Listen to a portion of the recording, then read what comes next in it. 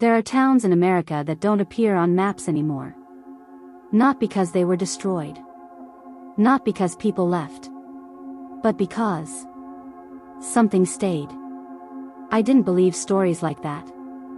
Not until I spent 3 nights in Black Hollow. A town where people don't die. They just stop being there. The arrival. Black Hollow looked normal when I arrived. Gas station. A diner with flickering lights. Wooden houses that felt older than they looked. But there was one strange thing. No children. No dogs. No sound of insects. Just wind. The motel clerk slid me the key without eye contact. Room 6, he said. Don't go out after midnight.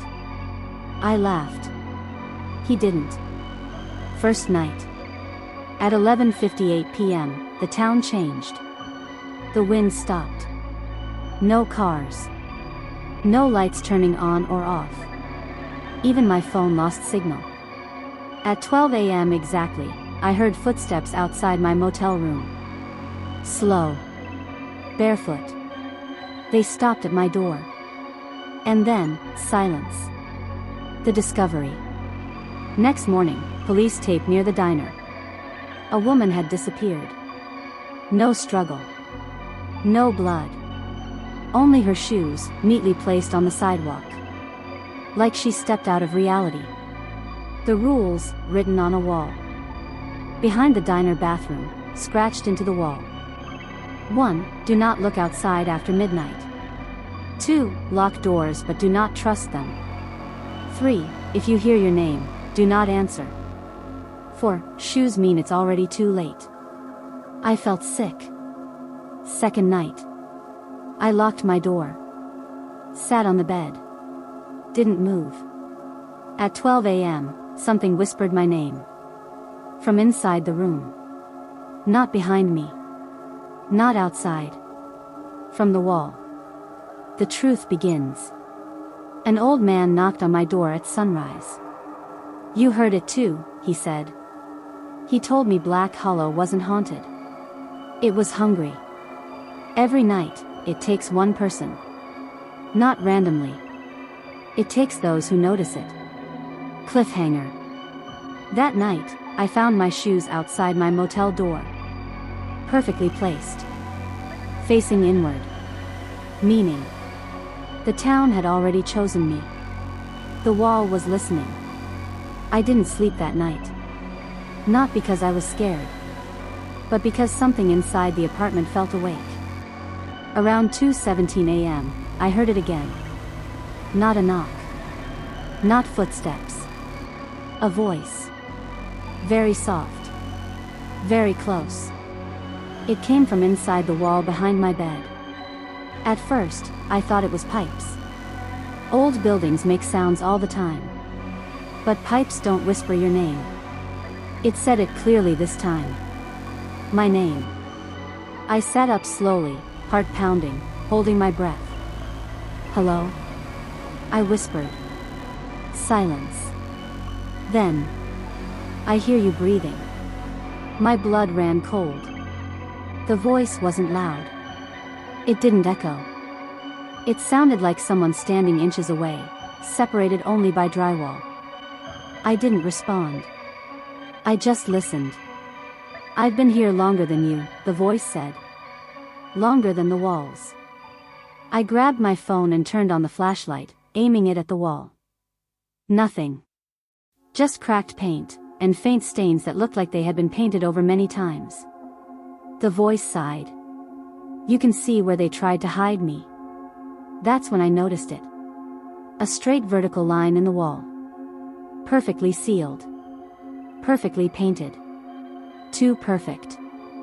Like a door that wasn't meant to be found. The neighbor. The next morning, I knocked on my neighbor's door. An old woman answered. Thin. Pale. Eyes too alert for her age. Before I could speak, she said. You hear it too, don't you? I froze. She stepped back and let me in. Her apartment was identical to mine, except for one thing. Her wall. It had no line. No seal. No patch. They moved it into your unit, she said calmly. What? I asked. The voice. The thing. Whatever it is. She told me the story. Every tenant before me lasted a few weeks. Some longer. One lasted a year. None of them moved out normally. They either left screaming, she said, or they stopped responding at all. I asked her why she stayed. She smiled faintly. It doesn't talk to me anymore. The recordings. That night, I set up my phone to record audio while I slept. At 3:09 a.m., the recording captured something terrifying. Not one voice, but many. Layered. Whispering. Overlapping. And then, my own voice. Answering them. Saying things I don't remember saying. Begging. The truth in the wall. On the third night, I pressed my ear against the wall. The voice was waiting. You're closer now, it said. I asked the question I shouldn't have. What are you? There was a pause. Then it answered. We are what's left when people stop being heard. The wall vibrated slightly. I need a mouth again.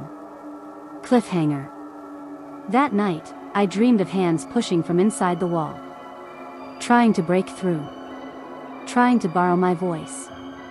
And when I woke up, there were fingerprints. On the inside. The house learns your name. By the fifth night, I stopped telling myself it was stress. Sleep deprivation, anxiety, imagination. I had used all those excuses already. But excuses don't leave fingerprints. And they don't whisper your name when you're fully awake. It was 2:57 a.m. when I woke up. Not suddenly. Not in fear. It felt intentional. My eyes opened slowly, as if something had nudged my consciousness instead of my body. The room was darker than usual. The moonlight that normally crept through the blinds was gone, like the night itself had pulled back. Then I heard it. A sound so faint that, for a moment, I thought it was inside my head. Breathing. Not mine. It wasn't loud. It wasn't rushed. It was slow. Calm.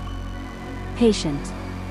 Like someone standing very still, learning how I breathed. I didn't move. Didn't blink. Didn't even swallow. My phone was face down on the nightstand. I already knew what time it was, but I didn't want confirmation. Because confirmation meant this was real. The breathing stopped. Then. A soft knock. Not on the front door. Not on a wall. On the inside of my bedroom door. 3 gentle taps. Tap. Tap. Tap. My body locked up. Every instinct screamed to pretend I was asleep. To become invisible. To disappear into the mattress. Then it spoke. Not loud. Not aggressive. Just close. Ethan. My name. Not shouted. Not whispered. Spoken like someone testing how it sounded in the room. I didn't respond. The door handle didn't turn. The door didn't open. Instead, I heard footsteps. Slow ones. They moved away from my bedroom, toward the hallway. Toward the bathroom. The mirror. The rules I never agreed to.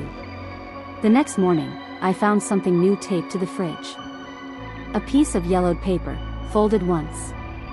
I didn't remember putting it there. Written in shaky handwriting were 4 rules.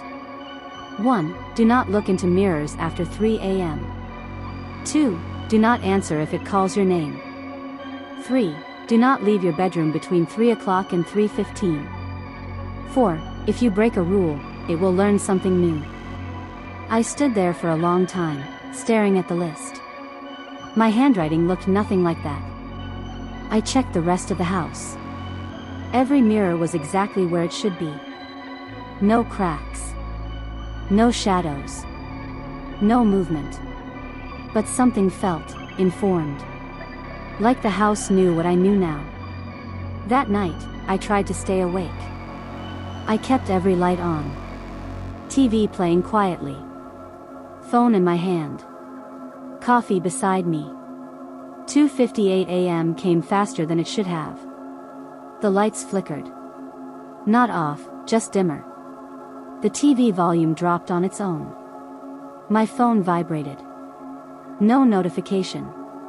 Just vibration. Then, from the hallway. Footsteps again. Slower this time. Closer. I stayed on my bed. I followed the rules. The footsteps stopped outside my door. Silence. Then something slid under the door. A photograph. I stared at it for a full minute before touching it. It was me. Sleeping. Taken from inside my bedroom. Timestamp in the corner. 3:04 a.m. The photo wasn't old. It was from tonight. When it starts talking back. The house changed after that. Not visually. Behaviorally. Cabinet doors would be open when I came home. Chairs moved slightly. The shower curtain pulled halfway closed. And the mirror. The bathroom mirror began showing things that weren't happening yet. One night, at 2:59 a.m., I stood in the hallway watching the bathroom door. I never entered. I followed the rules. Still, the mirror showed my reflection standing inside the bathroom, staring directly at itself. Except the reflection smiled. I wasn't smiling. The reflection raised its hand. I didn't. Then it pressed its palm flat against the glass. I stepped back. The reflection didn't. It leaned closer and mouthed words I couldn't hear. Then the clock hit 3:15 a.m. The reflection vanished. The mirror went normal. I vomited in the sink. The truth in the basement. I broke the final rule on the 7th night. Not intentionally. The power went out at 3:02 a.m. The entire house went black. I sat frozen on my bed, counting seconds, telling myself not to move. Then I heard it again. My name. But this time, it came from inside my room. I turned. There was no one there. But the closet door was open. I don't remember opening it. Inside, hanging among my clothes, was another photo. This one older. Faded. It showed a family standing in front of the house. A man. A woman. 2 kids. All of them had their eyes scratched out. On the back of the photo was a sentence. They stayed too long. That's when I noticed something I'd never seen before. A door at the end of the basement stairs.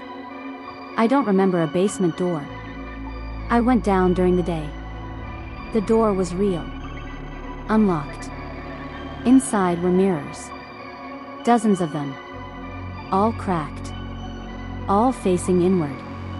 And on the wall, carved deep into the concrete, were names. Hundreds of names. Some crossed out. Some circled. One freshly carved at the bottom. Ethan. The house doesn't need you. It keeps you. I tried to leave. Packed a bag. Called a cab. The front door wouldn't open. The windows wouldn't break. My phone lost signal at 3 a.m. every night, without fail. And the mirror. The mirror stopped showing me. Now it shows the room behind me. Every time. I'm writing this at 2:56 a.m. The breathing has started again. The footsteps are in the hallway. The mirror is no longer cracked. It's clear. And this time, there's no reflection at all. If you ever wake up at 3 a.m. and feel like your house is watching you, don't look. It already knows your name.